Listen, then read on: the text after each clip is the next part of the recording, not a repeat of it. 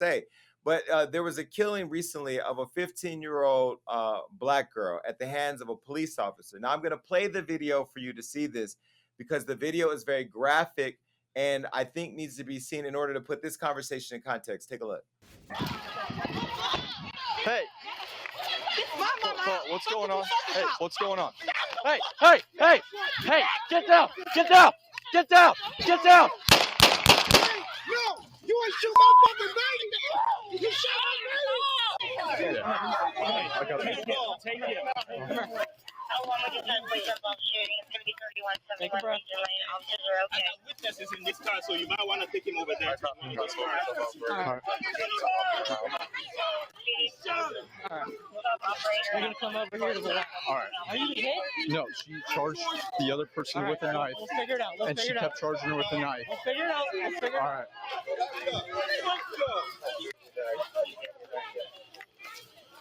I'm sorry, who are you? Over here. All right. Sorry.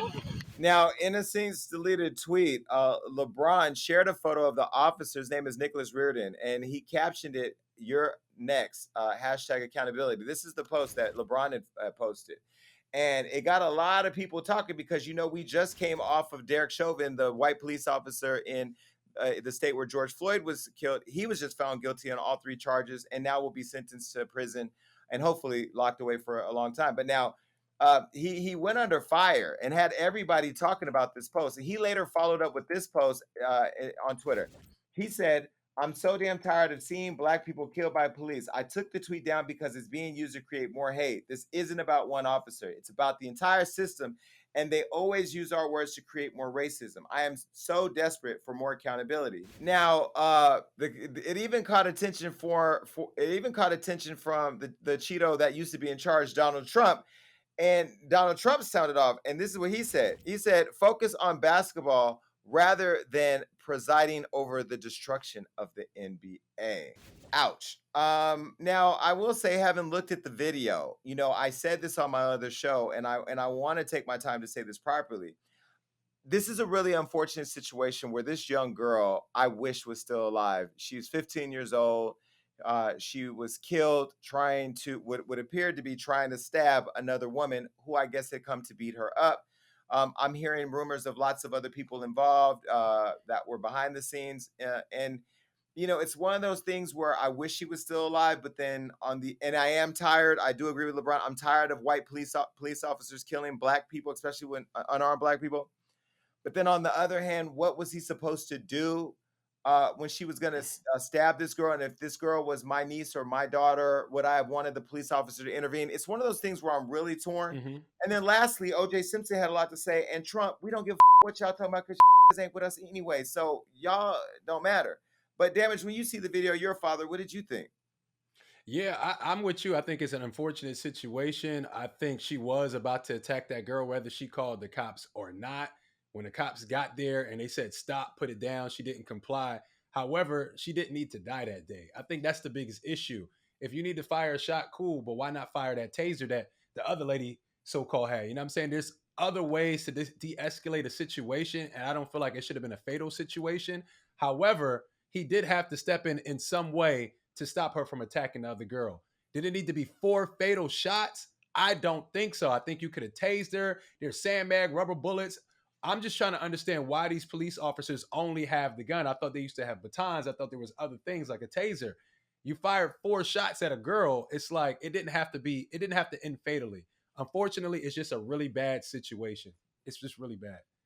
Yeah, I mean, police officers are trained to shoot to kill. Back in the days, they used to shoot warning shots, rubber, all that kind of stuff. They're trained to shoot to kill. The issue that people have, and that I agree with, and that I have, is that they're trained to shoot to kill black people, but they're not trained to shoot to kill non-black people.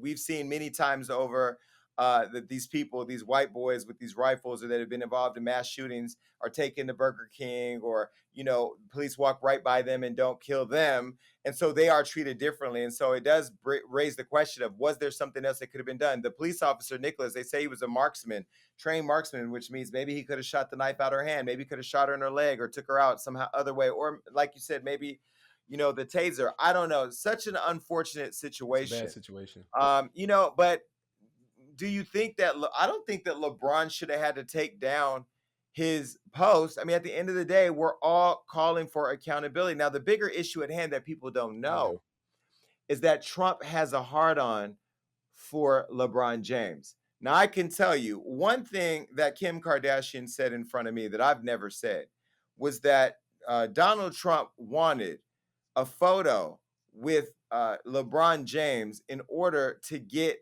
40,000 people out of prison for marijuana charges. And LeBron didn't want to do it.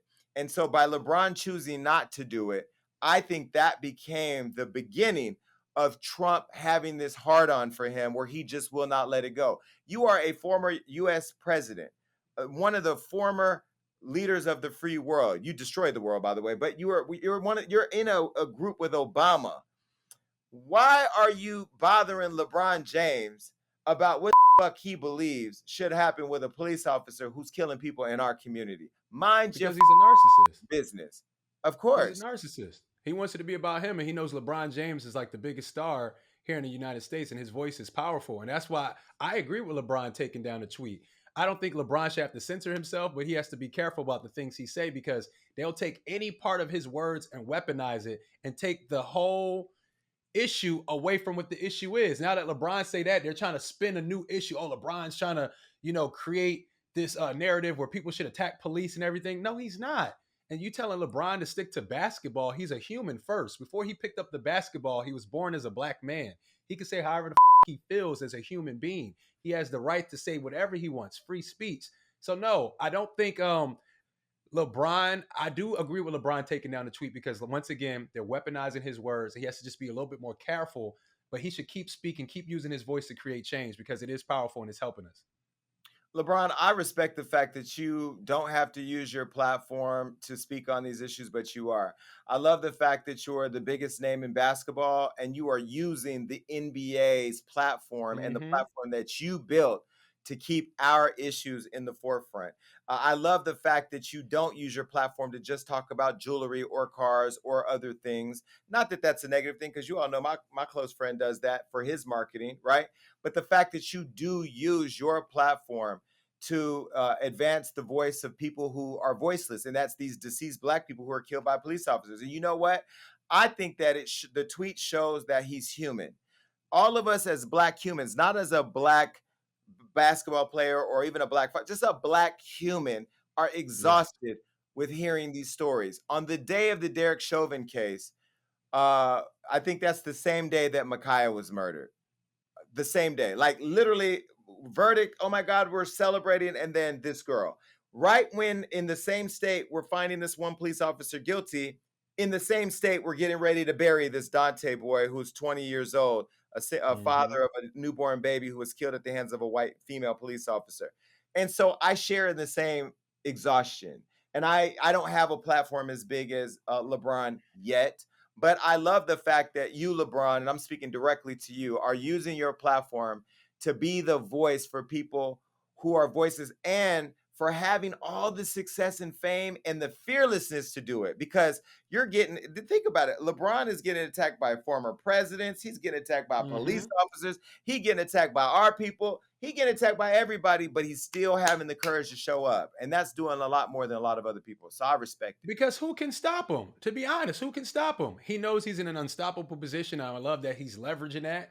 He does have to be careful with his words because people will take his words and spin that shit however they want it to. And that's not fair. But I do not think he needs to stop speaking on topics. So keep going, LeBron. We support you over here.